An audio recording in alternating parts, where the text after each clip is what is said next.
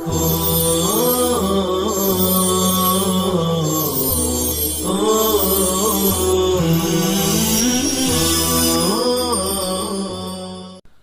اللہ الرحمن الرحیم وصلی اللہ علی النبی الکریم وعلی آلہ وصحابتہ اجمعین، اما بعد۔ ترجمۃ الباب ہے البخور، جیسے اس سے پہلے آیا تھا العنبر، ویسے البخور یہ بھی خوشبو کی ایک قسم ہے جو لگائی جاتی ہے۔ ما یتبخر بہ، اس میں سے چونکہ بخار یعنی دھواں زیادہ نکلتا ہے، اس کو کوئلے پر رکھ کر پھر اس کو تپا کر اس کے دھوئیں سے خوشبو لی جاتی ہے، اس کی دھنی کی جاتی ہے اس کی۔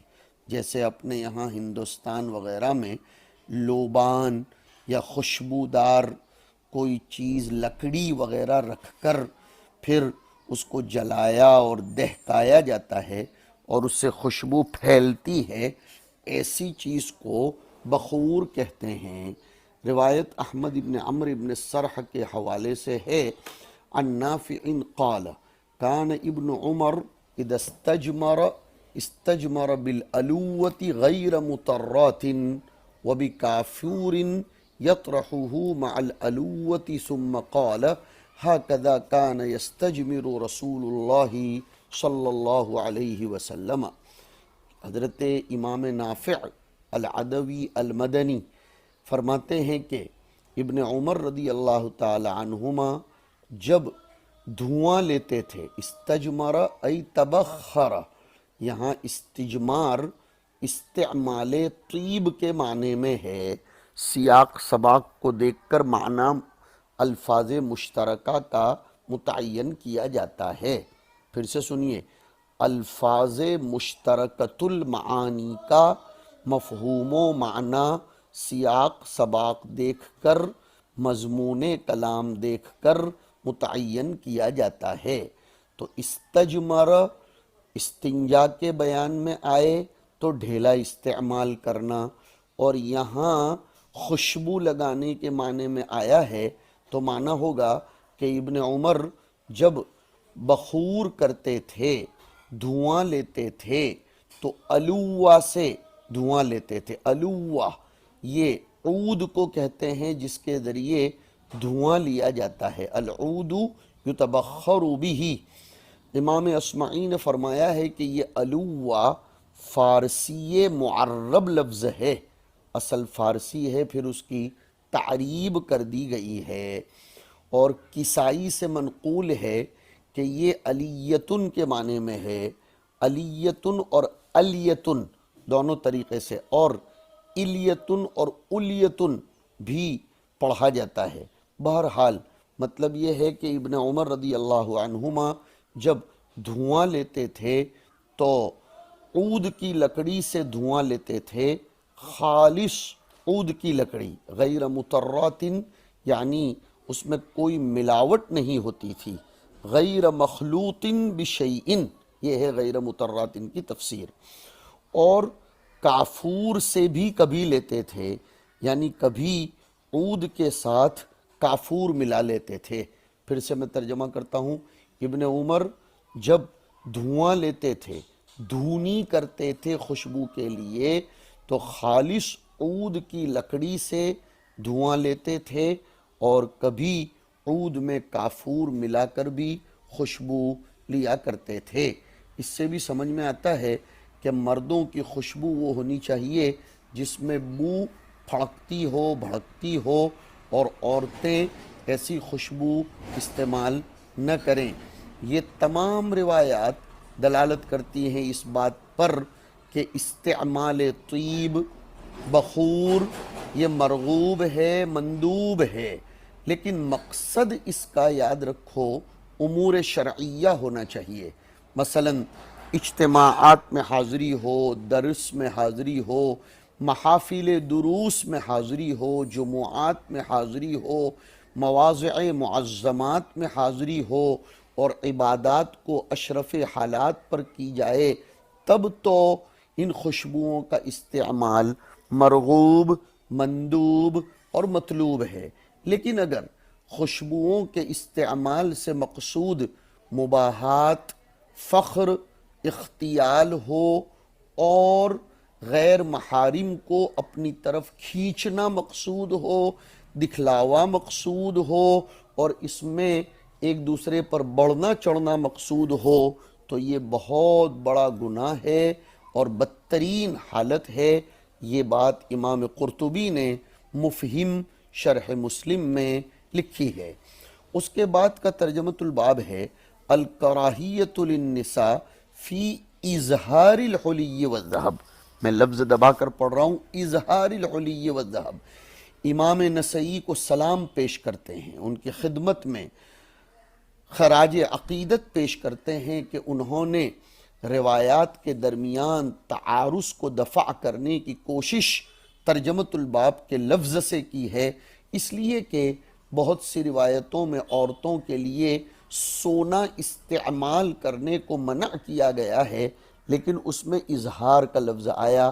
امام نسائی ترجمۃ الباب کے ذریعے دفع تعارض اس طرح کرتے ہیں کہ نفس استعمال حلی ذہب، یعنی عورتوں کے لیے سونے کے زیورات کا استعمال ممنوع اور غلط نہیں ہے، لیکن اگر اس کا اظہار کیا جائے، اس کو لوگوں کے سامنے ظاہر کیا جائے تو یہ غلط ہوگا۔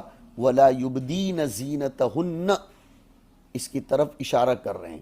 تو امام نسائی گویا، دوبارہ سنیے، یہ بتلانا چاہتے ہیں کہ وہ روایات جن میں عورتوں کو سونا پہننے سے منع کیا گیا ہے انہیں محمول کیا جائے گا اس حالت پر کہ اگر عورت اظہار زینت کرے۔ اسی لیے امام دارمی نے بھی ایسا کیا ہے اپنے مسند میں کہ ایک ترجمۃ الباب قائم کیا، باب کراہت اظہار الزینتی۔ تو یہ تمام روایات جن میں عورتوں کے سونا پہننے پر وعید آئی ہے اس میں تعویل کی جائے گی، اس لیے کہ عورتوں کو تو سونا پہننا جائز ہے۔ اب جن روایتوں میں وعید آئی ہے سونا پہننے پر ان میں تعویل کی جائے گی۔ تعویل نمبر 1 کہ وہ روایتیں جن میں سونا پہننے پر وعید آئی وہ منسوخ ہیں ان روایتوں سے جن میں عورتوں کے لیے سونا پہننے کی اجازت آئی ہے۔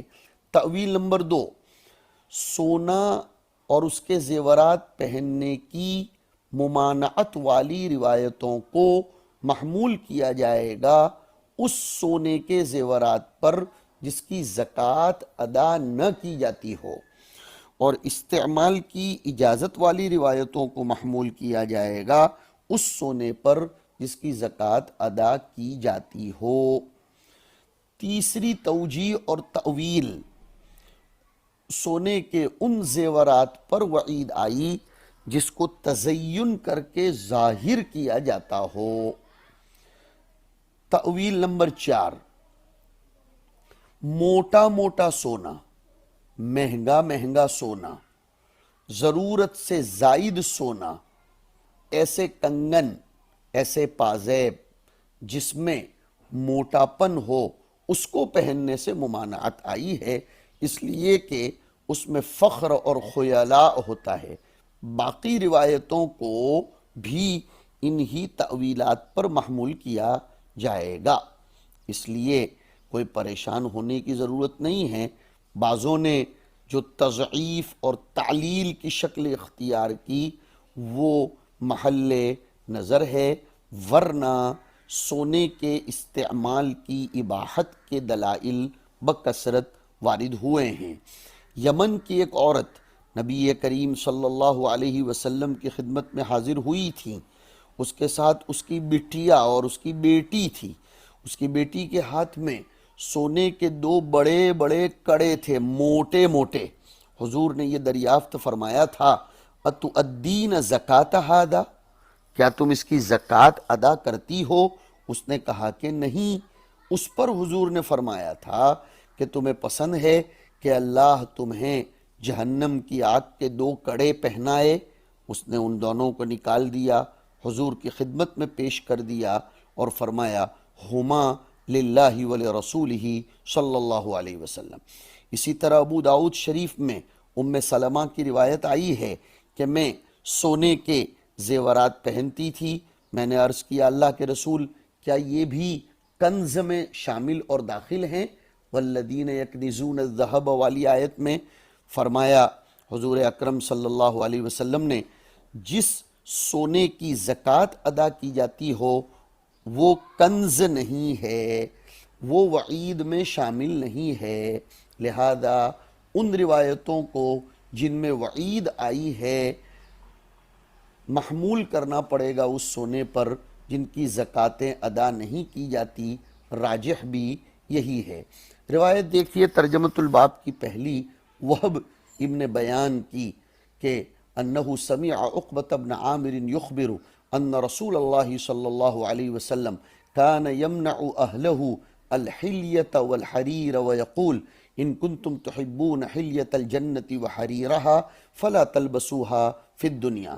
اس سے نمبر 5 تأویل بھی کر سکتے ہیں کہ زہد کے خلاف ہے، لہذا جن روایتوں میں سونا پہننے سے منع کیا گیا وہ ان لوگوں کو جو زہد کے طریقے پر چلنا چاہتے ہوں، جو لوگ بزرگی اور تقوی کے راستے پر چلنا چاہتے ہوں تو از قبیل فتویٰ تو جائز ہے، لیکن از قبیل تقوی سونا استعمال عورتوں کو بھی نہیں کرنا چاہیے۔ حضور اپنے خاندان کے لوگوں کو، اپنے صحابہ کو، اپنے قریبی لوگوں کو زہد کی تعلیم دینا چاہتے تھے، ان کو نمونہ بنانا چاہتے تھے، اس لیے ان کو منع کیا گیا۔ عقبہ ابن عامر اس روایت کے راوی حدیث صحابی ہیں۔ عقبہ ابن عامر الجہنی مشہور صحابی ہیں۔ حضرت معاویہ رضی اللہ تعالیٰ عنہ نے انہیں مصر کا امیر اور گورنر 3 سال تک بنایا تھا۔ بڑے فقیہ و فاضل تھے۔ تقریباً سن 60 میں ان کا انتقال ہوا ہے۔ تو عقبہ ابن عامر کہتے ہیں کہ حضور اپنے گھر کے لوگوں کو زیورات پہننے سے، سونا پہننے سے منع فرماتے تھے۔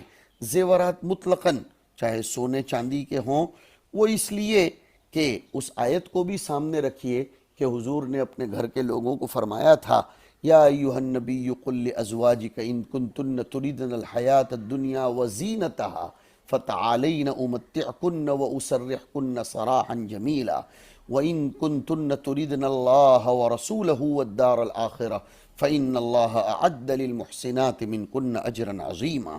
تو گویا یہ ممانعت حضور کے گھر کی عورتوں کے ساتھ خاص ہیں تاکہ وہ آخرت کو دنیا پر ترجیح دیں، یا تو پھر روایت میں وارد شدہ لفظ اہل کو رجال پر محمول کر لیا جائے تو پھر کوئی توجیہ کرنے کی ضرورت نہیں ہے، اس لیے کہ رجال کے لیے تو سونا پہننا حرام ہے۔ یہ روایت صحیح روایت ہے۔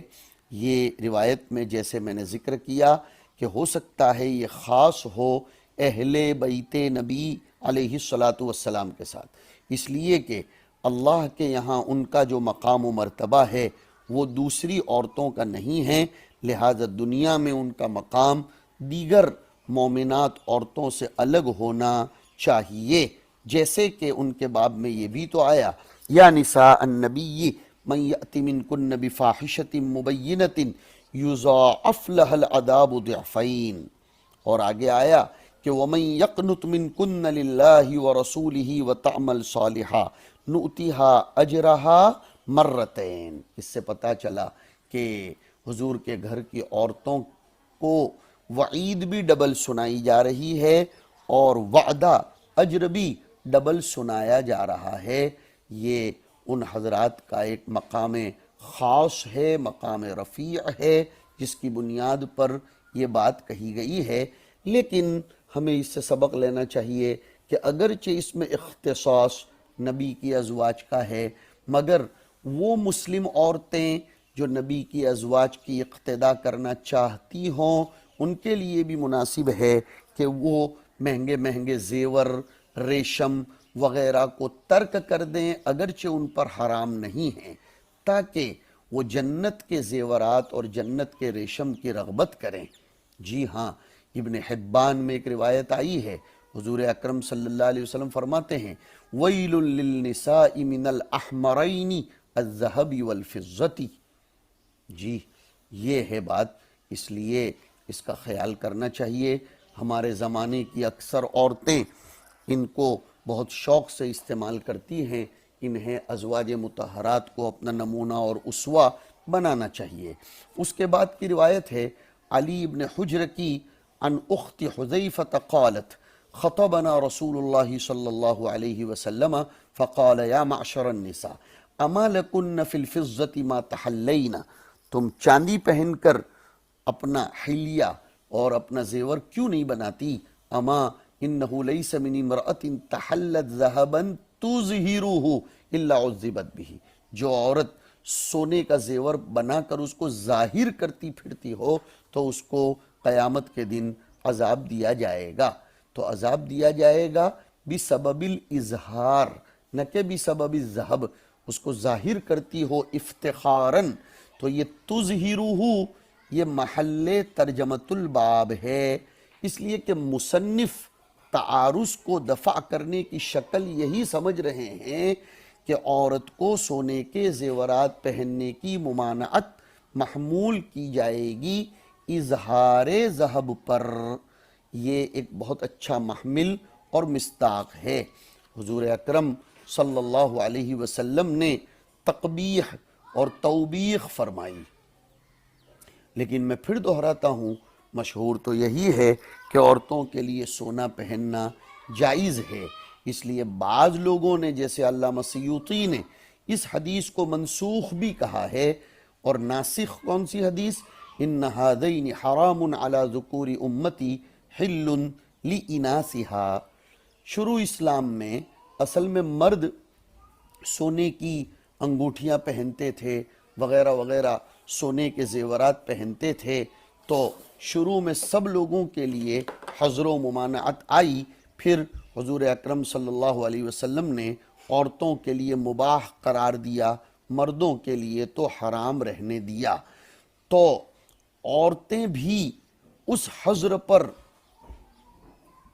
رہیں یہ بہتر قرار دیا گیا ہے، اگرچہ اس کی اجازت از قبیل اباحت دی گئی ہے، لیکن اس روایت کو لوگوں نے ضعیف کہا ہے، اس لیے کہ اس میں امرأۃ ربعی جو آیا کہ عن ربعی عن امرأتہ، تو ربعی کی بیوی کون ہے، کیسی ہے، وہ مجہولہ ہے، اس لیے اس روایت کو ضعیف کہا گیا ہے راویہ کے مجہول ہونے کی بنا پر۔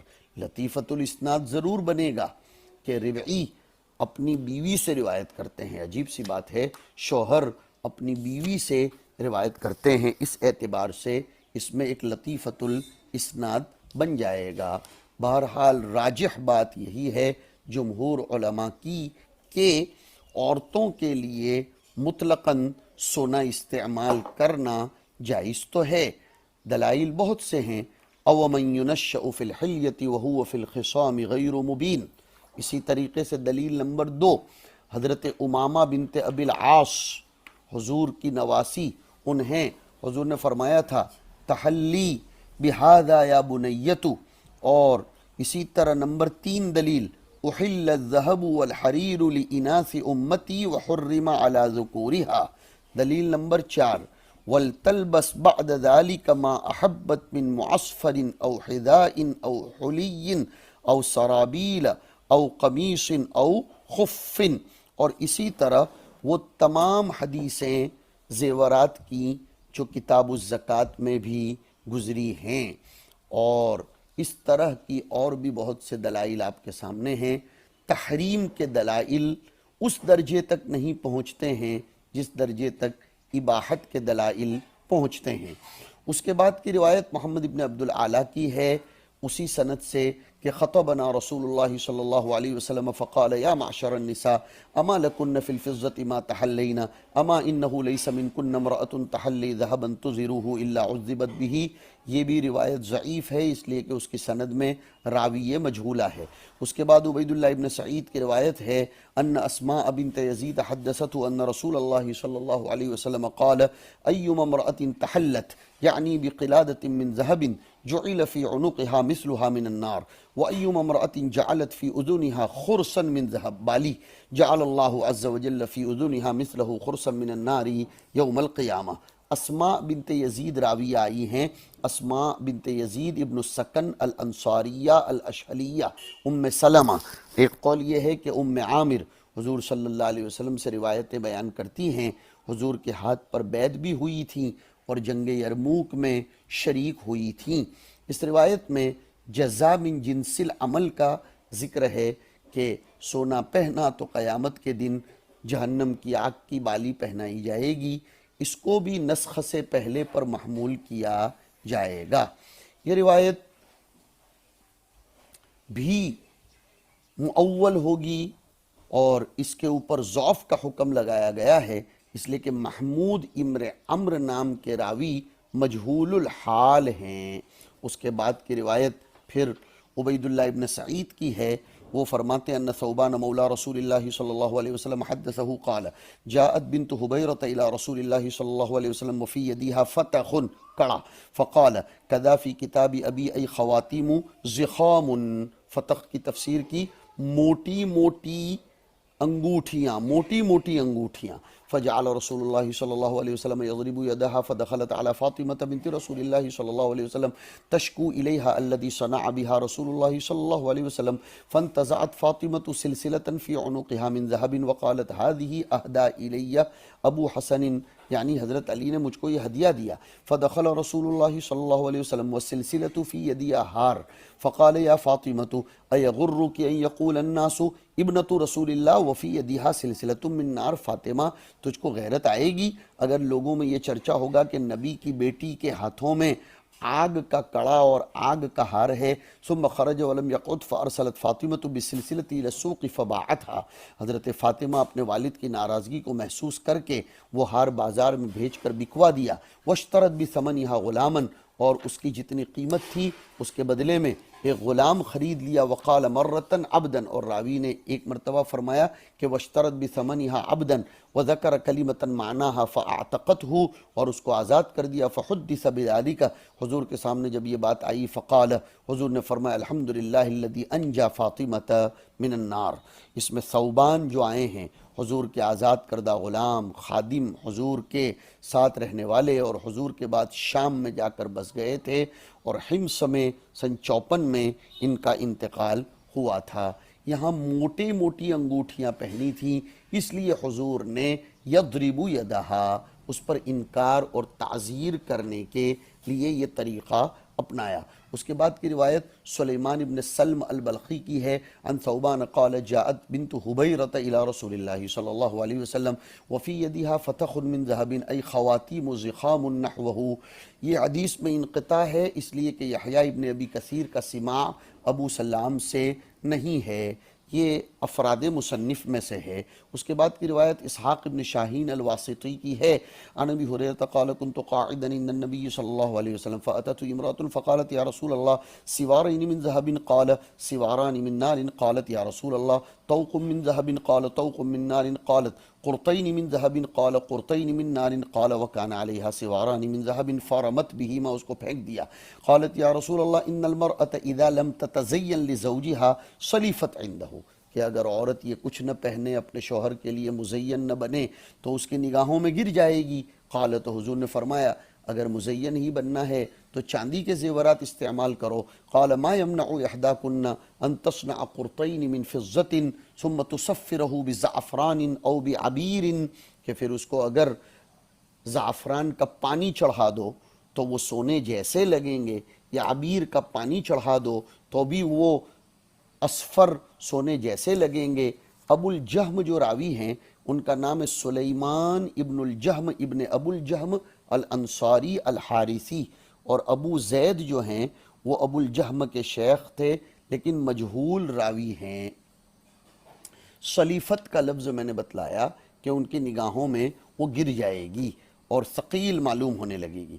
پھر روایت ربیع ابن سلیمان کی عن عروۃ عن عائشۃ ان رسول اللہ صلی اللہ علیہ وسلم رأى علیہا مسکتی ذہب، سونے کے دو کڑے، فقال رسول اللہ صلی اللہ علیہ وسلم الا اخبرک بما هو احسن من هذا لو نزعت هذا وجعلت مسکتین من ورق، چاندی کی، ثم صفرتهما بزعفران كانتا حسنتین۔ بہت اچھی روایت ہے، اس میں امالہ کیا گیا ہے کہ سونے کے بجائے چاندی پہنو اور اس پر سونے کا پانی چڑھا دو یا زعفران کا۔ قال ابو عبد الرحمن هذا غیر محفوظ واللہ اعلم، یعنی یہ حدیث اس سیاق کے اعتبار سے محفوظ نہیں ہے۔ وصلی اللہ علی النبی الکریم۔